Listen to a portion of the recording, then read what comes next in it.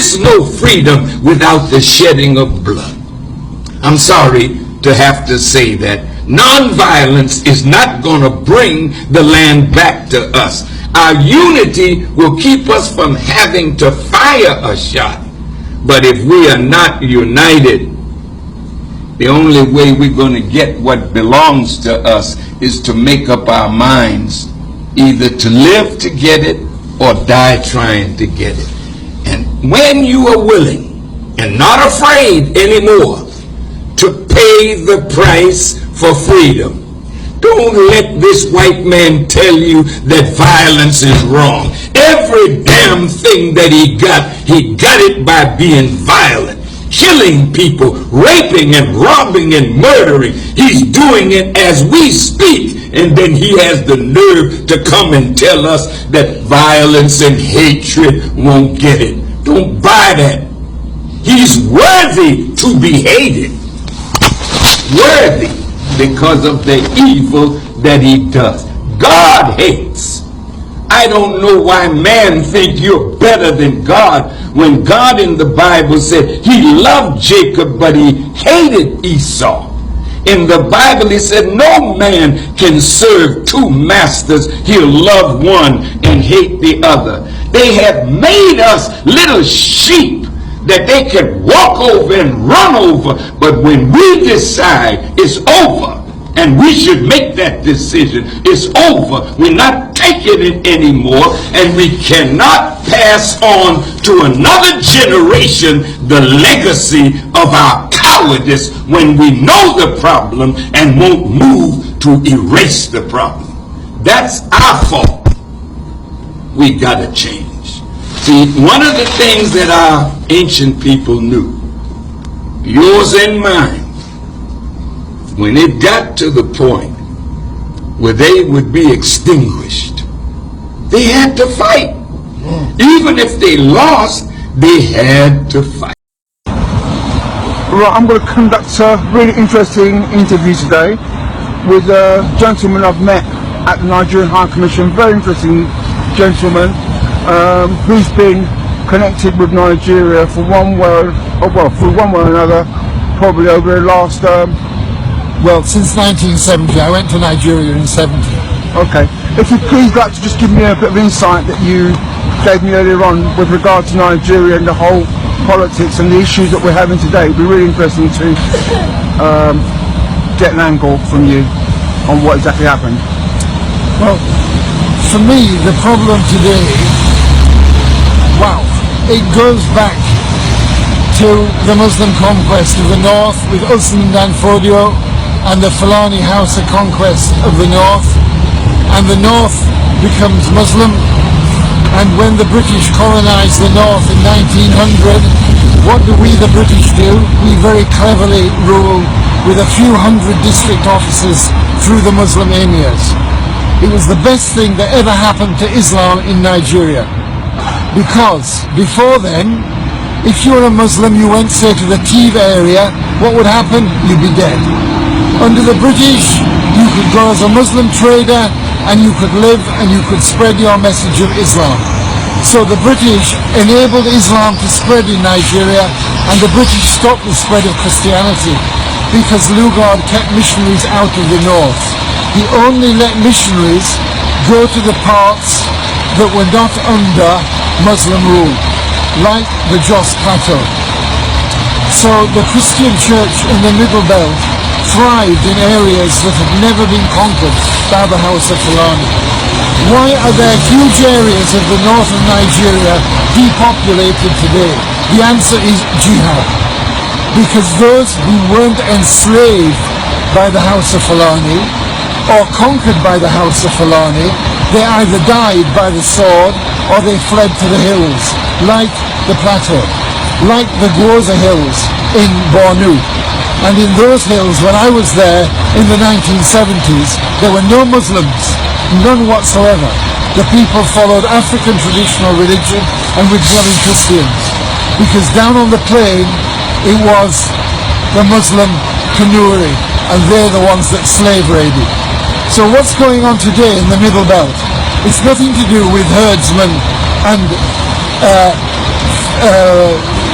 farmers. It's nothing to do with Muslim herdsmen, nomadic Fulani and settled Christian farmers. No, and it's certainly nothing to do with climate change driving out the Fulani.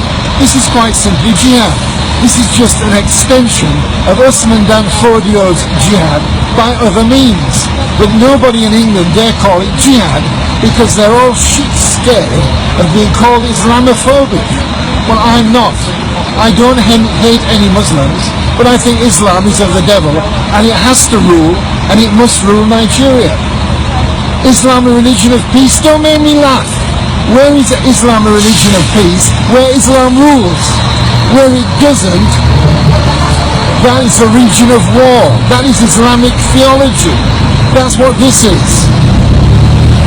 So those who are for violent jihad, in my view, they have the historic pedigree in Islam. They're the Salafists. Now Islam is a broad church. Islam encompasses all lots of people. Most Muslims are not terrorists. But the people around us today, here and in Nigeria, who are terrorists, by and large are Muslims, and a particular kind of Muslims. They are violent Wahhabi Salafists. When I say that, I won't have some idiot accusing me of Islamophobia. They should credit me with a little knowledge of Islam, its history and theology. This isn't about Muslims versus Christians. It's about Islam must rule, Islam must triumph. And that's the case in Nigeria, and it's the case here too. Except here they can be a bit quieter about it. Thank you for that. I really appreciate it, and yeah, really interesting. Please, can I just have your name? Can you just tell me your name for? You give me yours, I'll give you mine. Okay, well. Why do you love white people so much that you hate your own African brothers? When you chase foreigners, you never chase white people. When you chase foreigners, you never chase Indians or Chinese. You always go for Africans because you suffer from self-hate. It's because you don't love yourself. It's because you think everything black is cheap. It's because you think everything African must be killed. You are a puppet of white supremacy. You are a slave of white masters who have planted a seed of self-hate amongst black people. We must love ourselves. We must protect each other. These people who are here in South Africa from DRC, they didn't come here because of their own choice. They've got problems at home. In the same way we were in their countries when we had problems here in South Africa. We must return the favor. In any way, it's an African culture. So if you do not embrace Ubuntu, then you are not an African. There is no African who chase away visitors, including uninvited visitors. We welcome them, we cook food for them, even when we don't have enough. It is in our culture to embrace visitors, because that's what makes us good people. That's why we welcome white people. That's why we welcome them, all of them. Even when we know this is not their home. They too, this is not their home. They know that. But we welcome them. But since they are visitors, and uninvited visitors, they must behave like one and not take over our continent. It is important that we continue to remind them that they came here uninvited, but we welcome them and will make their stay the most enjoyable stay as long as they respect Africans, as long as they don't see Africans as their workers, as long as they don't see Africans as subhuman, as long as they don't see Africans as things to be disregarded when it comes to the economy. They must see Africans as equal partners, if not the majority shareholders of African economy.